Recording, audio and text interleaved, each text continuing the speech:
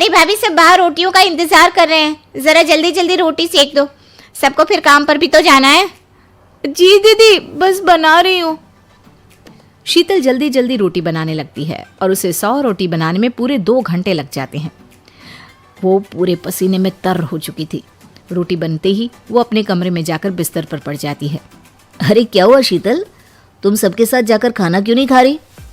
मेरी तो रोटी बनाते बनाते ही भूख मिट गई। मैंने ज़िंदगी में कभी इतनी रोटियां नहीं बनाई जितनी आज।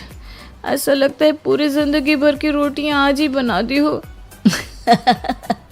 अरे शीतल, तुम भी कितना मजाक करती हो। चलो मैं ऑफिस के लिए निकलता हूँ, शाम को जल्दी आ जाऊँगा, फिर हम दोनों बाहर खाना खाने चलेंगे, ठीक है? शीतल इतना सुनते ही सब भूल जाती है और खुशी से पागल हो जाती है। घूमने बाहर? ठीक है, मैं शाम को एकदम तैयार होंगी, आप ना बस टाइम से आ जाना। हाँ हाँ बिल्कुल आ जाऊँगा, चलो बाय। शीतल शाम को अच्छे से तैयार होकर कुणाल का इंतजार करने लगती है। तभी उसकी सास आकर कहती है, अरे बहू, यहाँ छज्जे पर क्यों खड़ी हो इतनी गर्मी में, जाकर अंदर बैठो। जी बस उनका इंतजार कर रही थी, वो भी आने वाले हैं, बोल रहे थे कि शाम को तैयार है ना, फिर बाहर खाना खाने चलेंगे। अरे वाह, आज हम बाहर खाना खाने जाने वाले हैं और कुणाल ने मुझे बताया भी नहीं। लगता है भूल गया होगा। मैं सबको जाकर बोल देती हूँ, सब जल्दी से तैयार हो जाएंगे।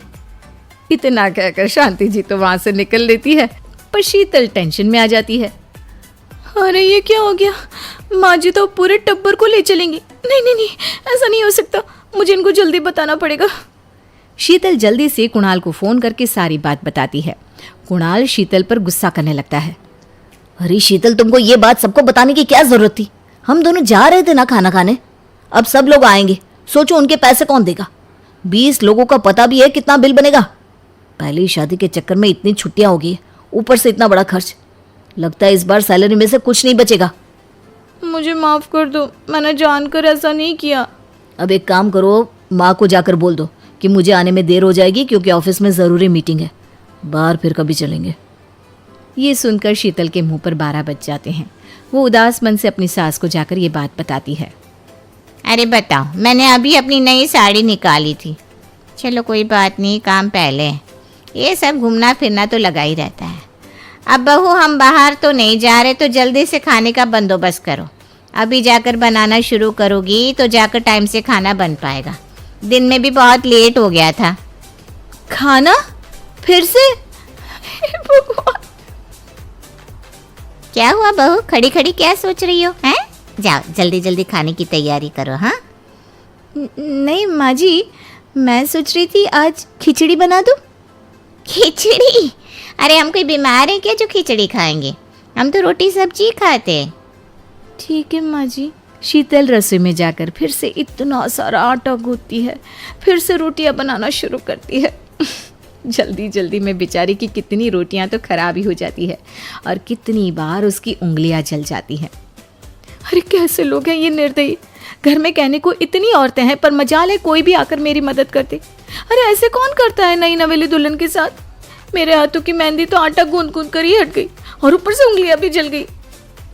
भाभी क्या कर रही हो?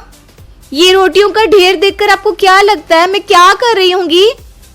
अच्छा ठीक है, मैं तो बस ये बोलने आई थी कि मामा मामी आपसे मिलने आए हैं, तो उनके लिए भी 10-12 रोटियां एक्स्ट्रा बना देना। हैं? अरे देखने आए तो देख कर जाए ना, रोटियां अपने घर जाकर नहीं खा सकते क्या? गीता के जाने के बाद शीतल रोते रोते रोटियां बनाने लगती है। उसकी हालत इतनी बुरी हो चुकी होती है कि कहीं से लगता ही नहीं कि वो नई नवेली दुल्हन है। जैसे तैसे सारी रोटियां बनाने के बाद शीतल को रात को सोने को मिलता है। बिस्तर पर लेटते ही उसे तो नींद आने लगती है। अरे ये क्या शीतल, तुम फिर सो रही हो? मैं जब भी ऑफिस से आता हूँ तो 2 मिनट तुम मुझसे बात कर लो, तुम तो बस आकर सो जाती हो। तुम्हारा सोने से मन नहीं भरता है क्या कभी? आप तो सुबह सुबह ऑफिस निकल जाते हो, आपको पता भी है मैं घर पर कितना काम करती हूँ। नाश्ते में 100 रोटी, दिन के खाने में 100 रोटी और फिर रात को 100 रोटी। घंटों लग जाते हैं एक बार की रोटी बनाने में। जैसे ही रोटियां बनाकर अपने कमरे में आकर आराम करने का सोचती हूँ, फिर से रोटी बनाने का वक्त हो जाता है। पूरा दिन बस रोटी रोटी रोटी। ये देखो मेरे हाथ, देखो कैसे गांठ पड़ गई है रोटियां बेल बेल कर।